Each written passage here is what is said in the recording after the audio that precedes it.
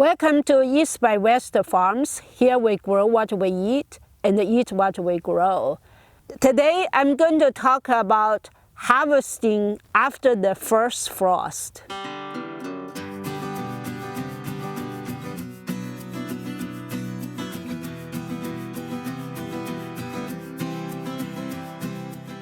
Usually around this time we got our first frost already. This year is no exception. We got frost like maybe 2 weeks ago, but we haven't had the time to harvest the things that in the garden. We still have lots of squashes that all the vines died that we need to harvest. I will also show you what are the other things we can harvest for most of the things that are self-sprouted in the garden.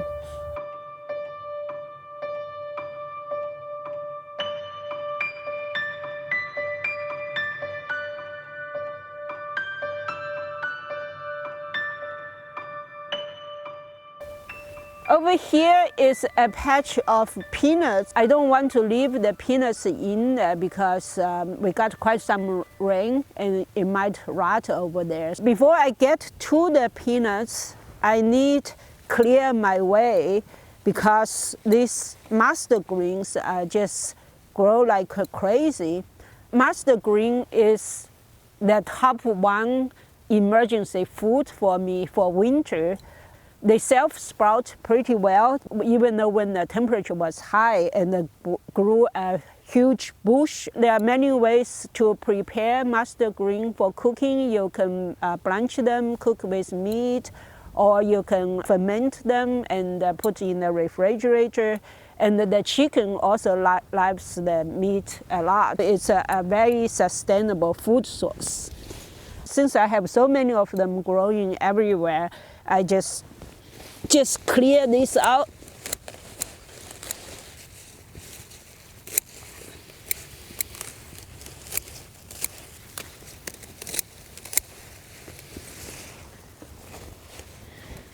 And for the one that are kind of close to the ground, they are pretty dirty.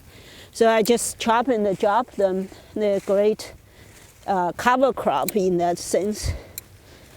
They actually will grow back, so that means I can keep cutting them to provide food for the chicken and for us. This is a patch of peanuts that we planted maybe 2 years ago, and this year is self-sprouted and basically take out the whole area.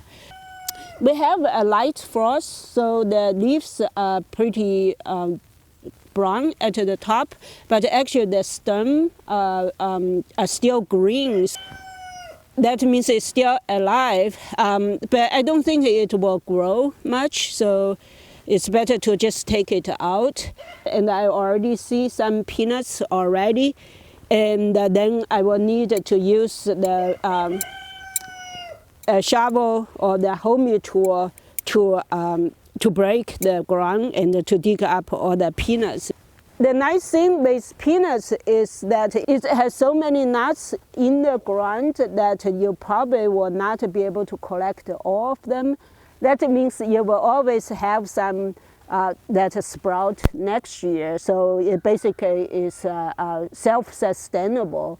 Of course, it's a great plant for soil conditioning. And both the leaves and the nuts are edible. What I'm doing here is to pull the peanuts off the leaf stems. I will always miss some, but that's not a problem because I'm going to use this as mulch. If I miss some, that will be the seed for next year. So I cleaned up this area, and I can see there are still lots of peanuts roots over here. So let me see if I can pull this out. You can see why the peanuts is a soil conditioner, because it has very strong roots.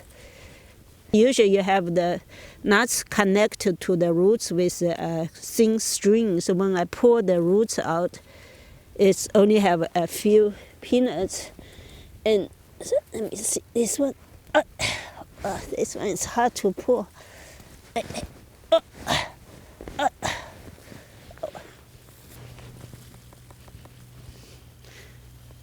It's kind of messy. Ideally, it would be nice if the weather is dry, but I couldn't get the order in.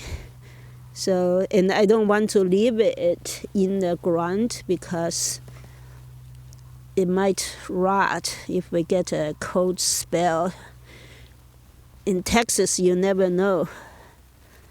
So this one has lots of peanuts.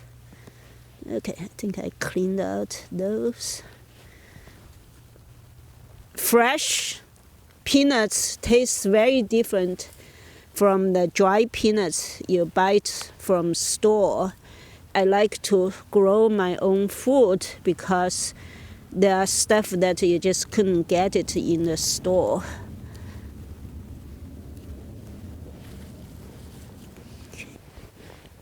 So now I pulled out the root, but I can see that the peanuts underneath there, so I'm going to use the homie tool. The soil, you can see, is very, very soft. It's because of all these peanuts that are growing over here.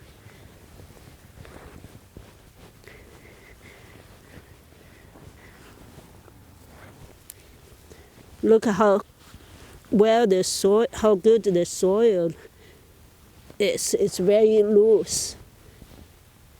Peanuts is belongs to the legume family, so it's a nitrogen fixer. So that's what we got from 3 plants or so. That's not bad. Consider this year we have a very hot, long, dry summer. Probably I still have quite lots of peanuts still left in the ground over here.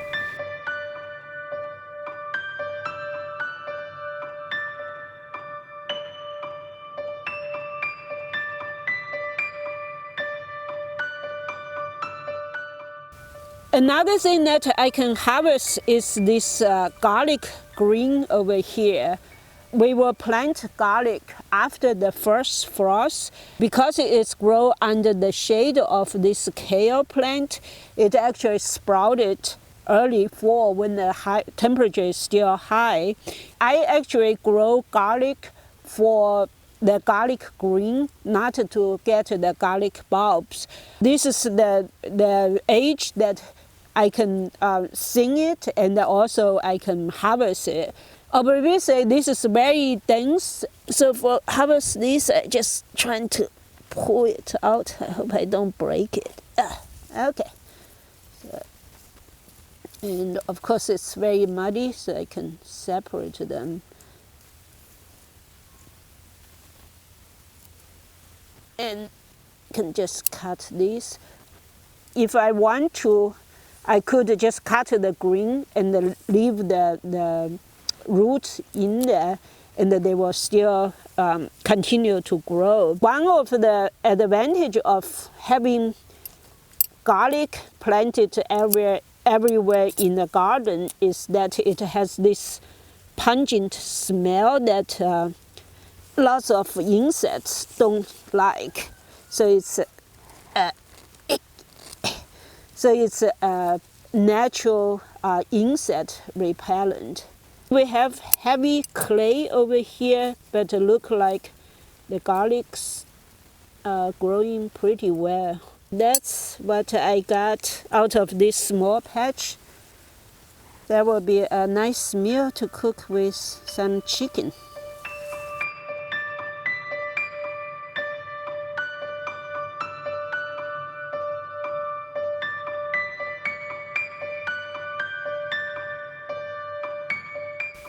Here is a radish that is ready for harvest, but I'm not going to harvest it.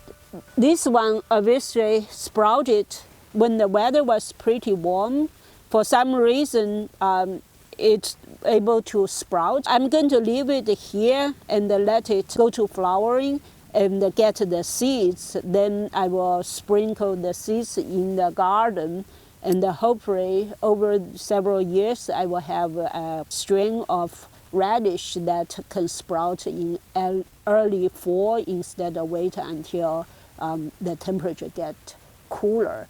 In the last 2 or 3 years, seems to be the summer gets longer and longer, and the fall gets shorter and shorter. If we get some more heat-tolerant radish, we can start the seed earlier, and that will give us a good fall crop.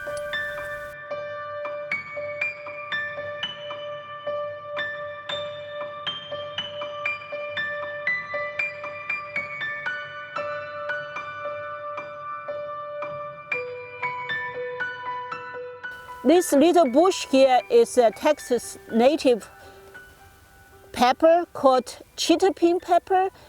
I got a few of the peppers from my neighbor and I just threw it in the ground, and then this sprouted. It's definitely a very self-sustainable plants, and then the pepper, even though the berries are small, but it's very flavorful. For this one, I'm just going to harvest a bunch of berries and then cut it down to the root. There will be a bunch of them will fall down.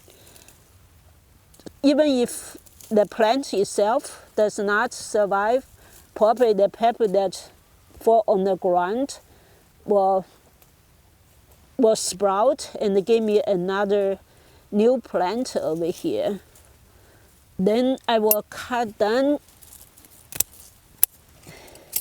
the branches and cut and drop over here, so that will provide some protection for the root. And we'll see next year whether we get either the root survive the winter, or the berries that drop here will sprout and give us another year of pepper production.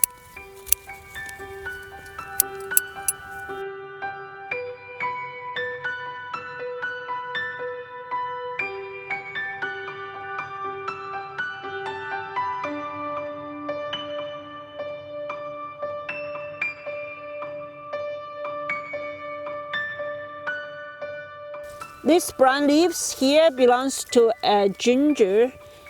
It didn't grow very tall, so I'm not sure whether I will have ginger's root underneath or not. This year it has been quite challenging for the ginger plant. So usually ginger will not survive winter over here. I see I have a lot of mustard green that sprouted over here. With a few warm days, they will grow very big and then provide cover for the ginger. So I'm going to experiment and to see next year or next spring whether I will have ginger plant.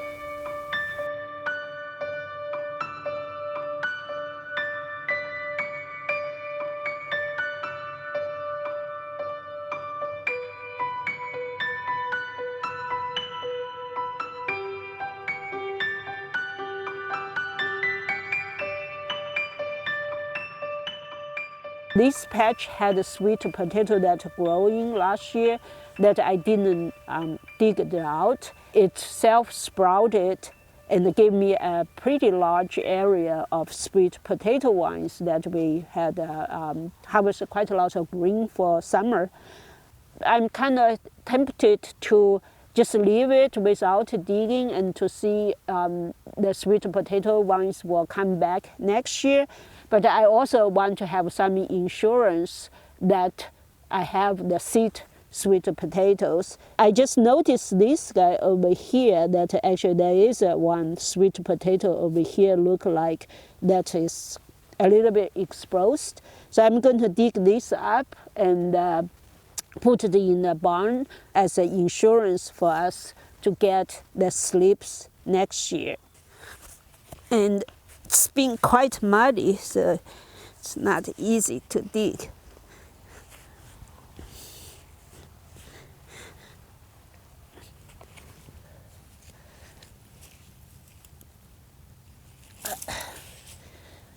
This is actually a good example of how dense the clay here is. You can see that even though the topsoil is pretty soggy, but over here seems to be still relatively dry.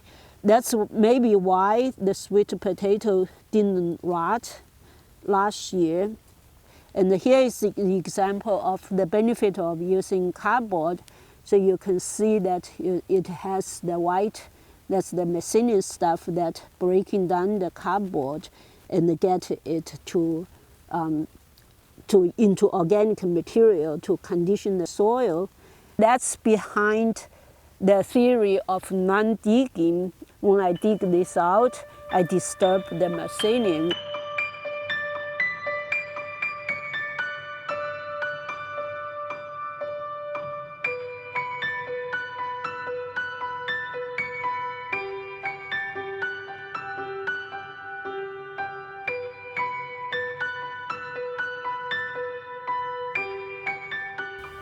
This plant used to be, well, that's the top of the Taro Root. Taro roots, even though it's a tropical plant, it's kind of like, it doesn't like full sun. The corn actually provided quite good protection or sun protection for it. So it grew pretty well. There's a pretty big bulb over here. So I'm going to dig that up. The nice thing about taro roots is actually, at least in Texas, I can leave it in the ground and it will come back next year. It's almost like I can just wait whenever I need it to eat them, to dig it out. And if I don't, then they will come next year and give me more baby taro roots.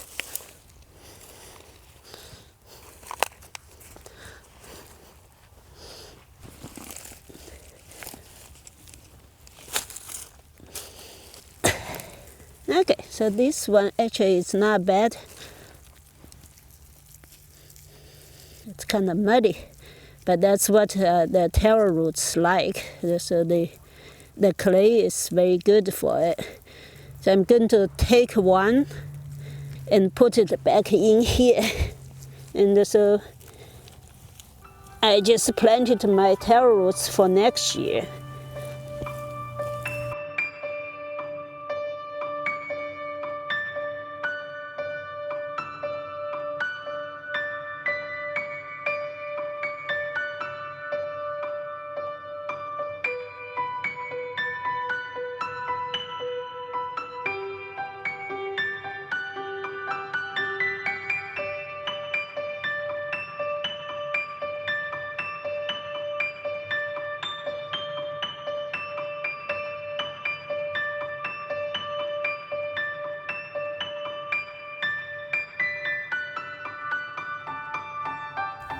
I have some bonus harvesting. I find a native ground cherry that is growing wild over here.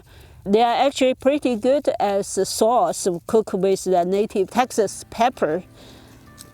So in this video, I showed you what we harvest after the first frost from plants that are mostly sprouted by itself. In front of me is a small patch of peas that just sprouted for maybe 2 or 3 weeks, and they are still very short. Some plants die and some plants thrive. In 2 or 3 months, we will be able to harvest the peas from these plants. I hope you enjoyed this video. If you did, please give me a thumbs up. If you have any questions or comments, please leave it down below. If you have not done so, please hit the subscribe button to follow our journey with the East by West Farms.